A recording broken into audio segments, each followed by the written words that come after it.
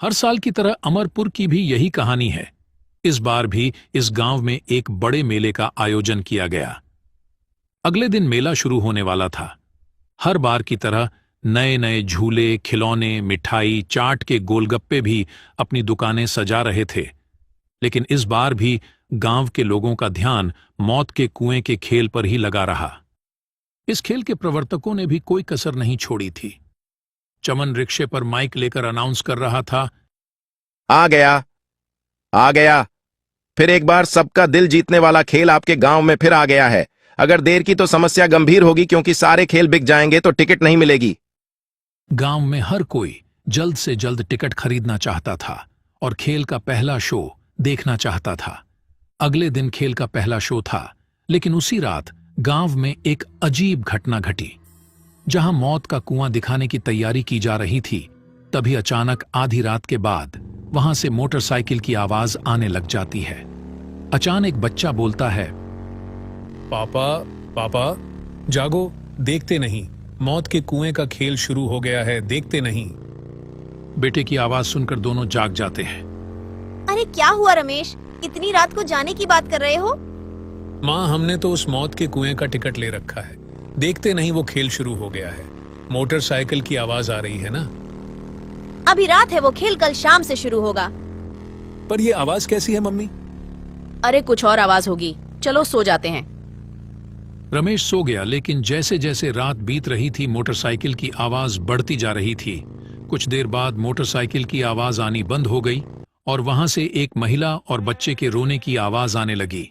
वह आवाज गूंजी और उसके माता पिता जाग गए।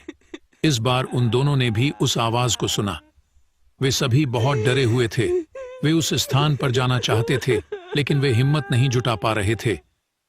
अगली सुबह जब उन लोगों ने यह बात गांव वालों को बताई, तो किसी ने भी उनकी बातों पर ध्यान नहीं दिया, क्योंकि उनके अलावा किसी ने वह आवाज नहीं सुनी थी।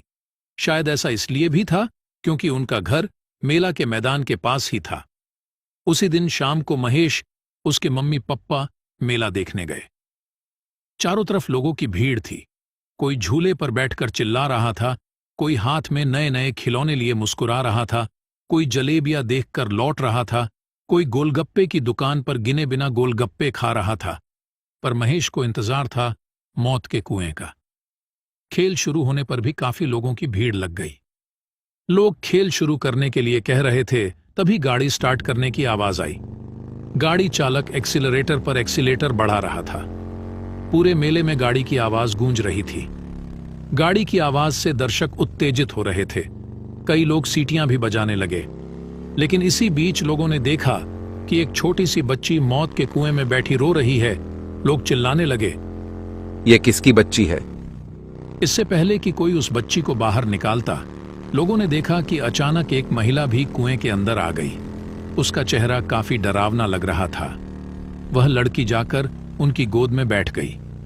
लोगों ने देखा कि जब वह रो रही थी तो उनकी आंखों से आंसू की जगह खून निकल रहा था। कुछ ही देर में दोनों उड़ते हुए बाहर आ गए। जिसने भी यह देखा वो जोर जोर से चिल्लाया, भूत भूत, अरे भूत। यह बात उसके कर्मचारियों द्वारा मौत के कुएं के मालिक तक पहुंची तो वह बहुत क्रोधित हुआ और बोला, ये क्या बकवास है? और तुम लोगों ने कैसा भूत प्रेत लगा रखा है? सारा मेला लगा हुआ है क्या? यहाँ भूतों को रखा गया है? पर लगता है तुम लोग काम नहीं करना चाहते, बस मुफ्त के पैसे चाहिए। चलो अगले शो की तैयारी करते हैं। लेकिन अगला शो भी पूरी तरह खाली रहा, क्योंकि अफवाह फैल गई थी कि कुएं में भूत है। अब मालिक का गुस्सा 7वें आसमान पर पहुंच गया और उसने अपना गुस्सा अपने कर्मचारियों पर निकाला। उसी रात जब मालिक गहरी नींद में था तो उसने तेज रफ्तार से गाड़ी चलाने की आवाज सुनी। उस आवाज से उसकी नींद खुल गई। वह गुस्से से बुदबुदाने लगा। जैसे ही वह वहां पहुंचा, उसने जो देखा उसे अपनी आंखों पर विश्वास नहीं हुआ। उसने देखा कि एक आदमी लगातार मौत के कुएं में गाड़ी चला रहा था। उस आदमी ने अपना सर नीचे कर रखा था। मालिक ने उसे आवाज लगाई, लेकिन गाड़ी चालक ने कोई जवाब नहीं दिया। उधर ये आवाज आसपास के पूरे गांव को सुनाई दी।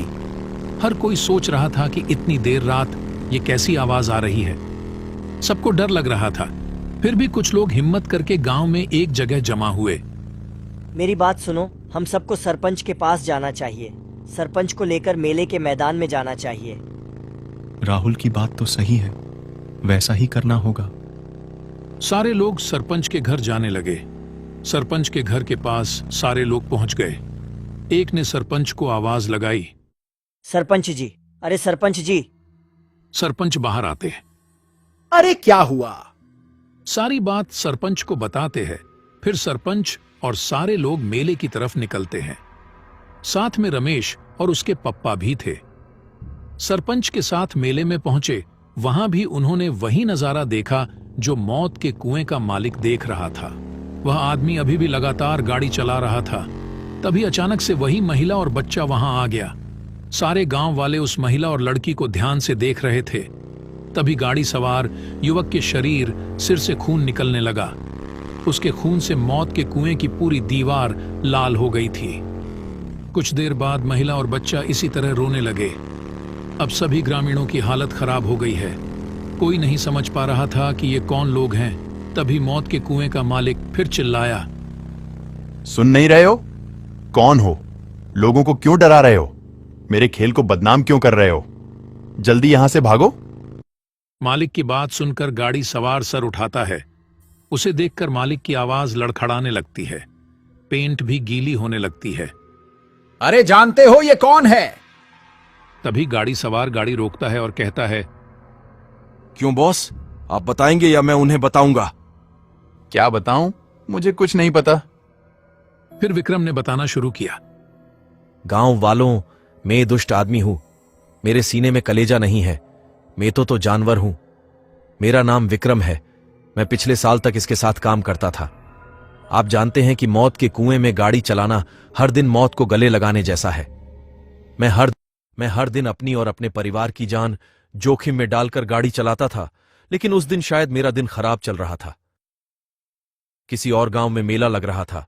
मैं अपना खेल दिखा रहा था कि अचानक गाड़ी की टक्कर हो गई और मेरा सर कुएं की दीवार से जा टकराया। खून लगातार बहता रहा और मैं बेहोश हो गया और फिर मेरी मौत हो गई। तो मैं मेरी शक्ल का भूत बन गया।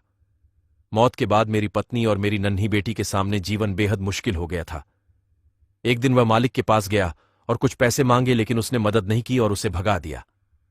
दोनों परेशान होकर बाहर चले गए। मेरी पत्नी ने दूसरी जगह काम करने की कोशिश की, लेकिन कोई काम नहीं मिला। लोग उसको कोई काम नहीं दे रहे थे। इधर उधर भटकते ही रह गए। खाने पीने की कोई चीज उनके पास नहीं थी। कई दिन भूखे प्यासे सड़क पर भटकते रहे और फिर दोनों की भी भूख से मौत हो गई। तुम गांव के लोग ही बताओ कि मेरा और मेरे परिवार का क्या कसूर था जिसकी सजा हमें मिली। अरे हम तो कलाकार हैं, यही तो रोजी रोटी है। पर कल कोई हादसा हो जाए तो मालिक हमें मरने के लिए छोड़ देता है। हम तो जिंदगी भर आपके सुख मनोरंजन के लिए काम करते हैं और बदले में हमें क्या मिलता है? विक्रम की बात सुनकर सारे गांव वालों ने मालिक को मारने के लिए घेर लिया। तभी मालिक चिल्लाया, अरे अरे छोड़ो, मुझसे गलती हो गई, मुझे माफ कर दो।